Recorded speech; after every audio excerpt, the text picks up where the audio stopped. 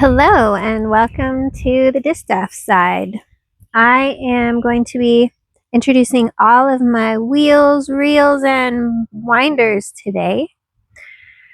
And most of them are not in working condition at the moment. This is the first wheel that I got, and it is the wheel that I still use predominantly. I use it to both spin and to ply.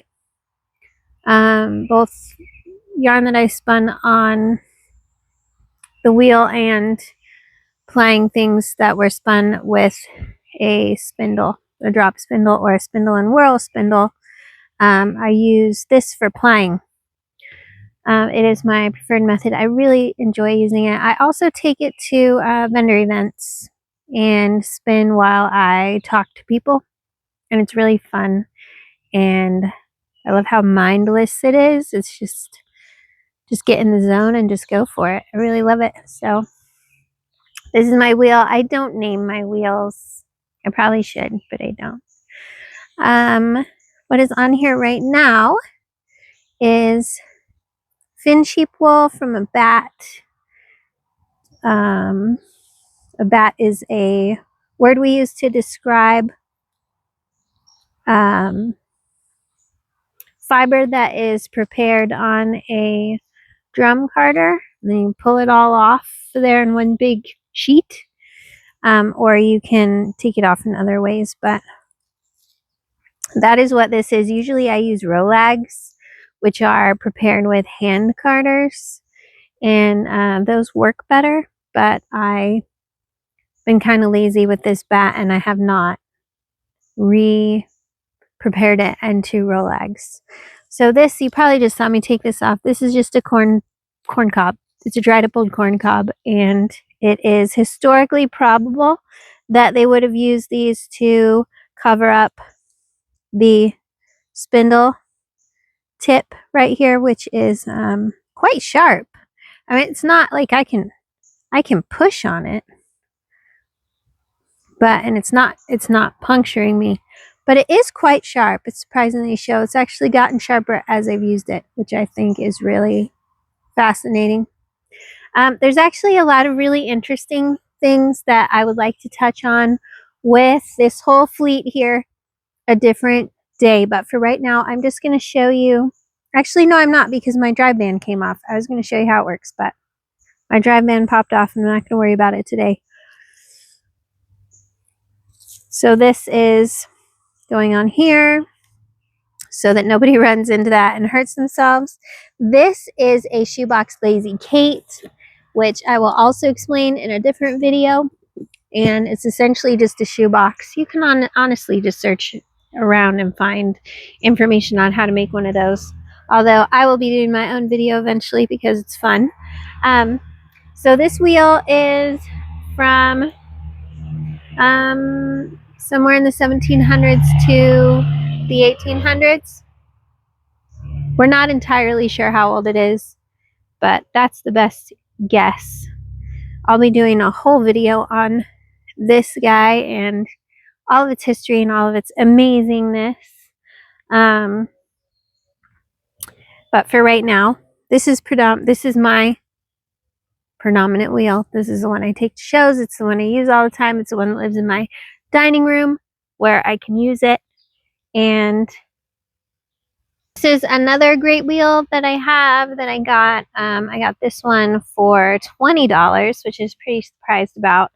The axle on this one is not in great shape, and that'll probably be the biggest hurdle to getting this one to work.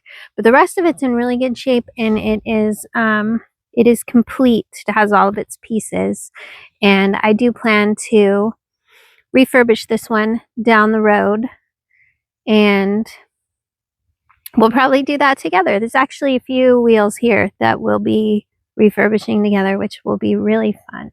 So again, this is just a great wheel. If you notice, this right here is different from that wheel we just looked at, and then this right here, this wheel is hanging down lower than the table. This wheel is normal that they did that, and this one, this tension up here, it's just a different type of tension. What's really fun is this has J. Farnham New, what does that say? New Owego. So New Owego, I believe, is a town. J. Farnham made a lot of wheels. I'm not sure this wheel is original to this table. The table's actually in really good shape. The wheel's in not the best shape. So yeah, we'll get into that when we refurbish it later down the road. That'll be really fun. This is my third great wheel. This one I got for $30 and it is complete. However, kind of hilariously, every single element, every piece of this wheel is somehow broken, which I think is super funny.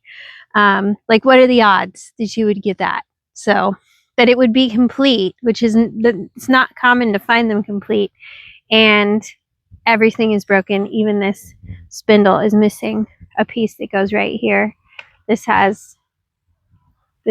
chunks of it are falling off. The wheel has a big split in it and a repair. I don't know if you can see that. Well, you can't, but on the inside it's repaired there. This tensioning system is missing a bunch of pieces of the tensioning system. And yeah, just hilariously broken. This may just move into being a decorative piece because it's really not useful for much of anything at this point. Right here is an Ashford traditional. This I got really cheap from Facebook Marketplace. It is not in working order. There is a little kit that I can buy to make it work. It is missing a tensioning system here, and honestly, I've never used a treacle wheel before, and I'm not sure I totally get how it's supposed to be all aligned here. So yeah, so we may be refurbishing this guy together too, and that could be really fun. And yeah, I really use my other wheel, my great wheel that works really well. I use it and I love using it, and I just love it. And I just haven't wanted to get this one working enough to get it working yet. So maybe this series that I'm doing, this little YouTube channel, will help me get the motivation to refurbish this wheel. So that's 2 wheels that I want to refurbish so far. Was being sold as a spinning wheel. It is actually a winder. It's a bobbin winder. And the bobbins would have been used on a loom to weave with. And I do have a loom and I do weave, and I would love to have a boat shuttle that uses bobbins, because the last time I was weaving, I was trying to weave really quickly for a show, and it was just, I was realizing, like, wow, winding onto the shuttle by hand actually takes a lot of time, and I would love to be able to use this. So I'm still figuring out how it works. The lady who bought it from me, the lady who sold it to me, said it's been in her family for at least 5 generations. So this will be a really fun one. It doesn't need a lot of refurbishing. The only thing it really needs is, this is a spindle that I got all by itself at a garage sale. What it needs is a longer spindle that was made for these bobbin winders, and then I just need to keep researching how to use them and playing with it and figuring it out and binding some bobbins and getting a boat shuttle and getting moving on that. So that is the third now wheel that I need to refurbish that maybe we can do together. And the last tool that I'm going to be talking about today is this reel. This is called a clock reel. It was they were made for holding and measuring yarn as it was made. You can see I've got some yarn on here already. Around here would have measured about 2 yards, and I think this is with like within an inch of 2 yards. I can't remember which direction, if it's more or less. And it has a mechanism on the inside, which I'll show you just a minute, that when it goes around, when it's gone all the way around, it would click. And it did click when I bought it. I got it to click one time and it broke right when I did that because the wood was so old and I don't think anybody had clicked it for a really long time. So I'll show you how that works in just a minute. But when it would go around, it would click when it hit the end, which would give you, I believe, 80. It's 40 revolutions. And since this is 2 yards around, it would give you 80 yards. That would be your skein. And you would, when you're going really fast, it would be really nice to be able to count like that. So here, we'll take a look at this in here. It's really fun. There is a wood gear right here, a screw gear. And, oh, I'm going the wrong way. So this goes around like this. You can see it's moving around. It's going really fast. Just trying to get it to a certain point here. So right here, there's a little pole. So if this is the wheel, there's a little stick sticking out like that. And what this would do, as it came down here, there was something up here that would go right here.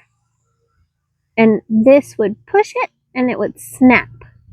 And that snap would make a pop noise. These, not sure why yet, these were also called weasels. And Pop Goes the Weasel is actually referring to these winding weasels, which were used for a very long time. And this may be the oldest piece of fiber equipment that I have, although some of my antique wheels are also very old. So this is a clock reel.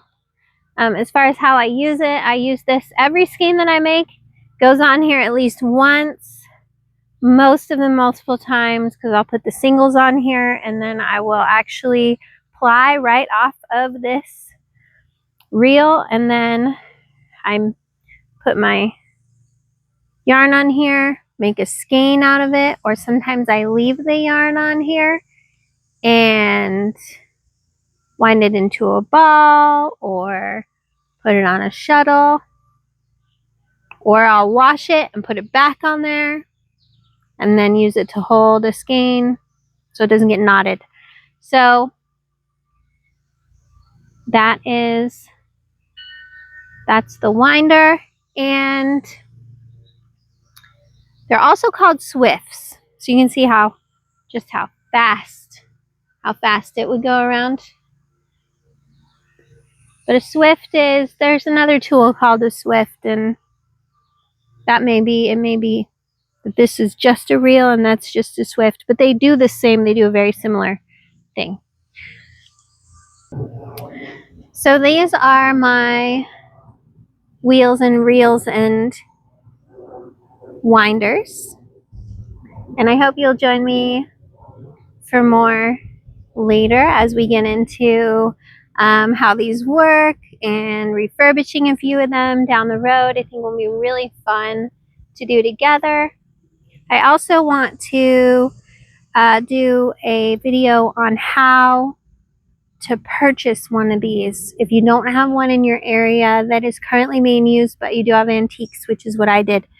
I found one that was an antique that had all of its pieces, and by God's grace, it actually works. So there's also a Facebook group where they discuss all of these wheels and reels and antique spinning tools, predominantly great wheels, and they talk about regional differences. They talk about using them for different things, for different fibers. This one is predominantly used for wool. Other spinning wheels are used for flax or cotton. And it's really an amazing education over there, and I highly recommend it. And I will put the details to that in the description of this video for those who would like to check it out. But otherwise, this video has been a really great overview of what I have as far as wheels goes and what I use on a daily basis or weekly basis, because they don't quite spin every day, although I'd like to. And I hope that you will stick around and join me for some other videos and some other things that we're going to be looking at in the fiber arts, and especially historical fiber arts and historical methods that we can do today.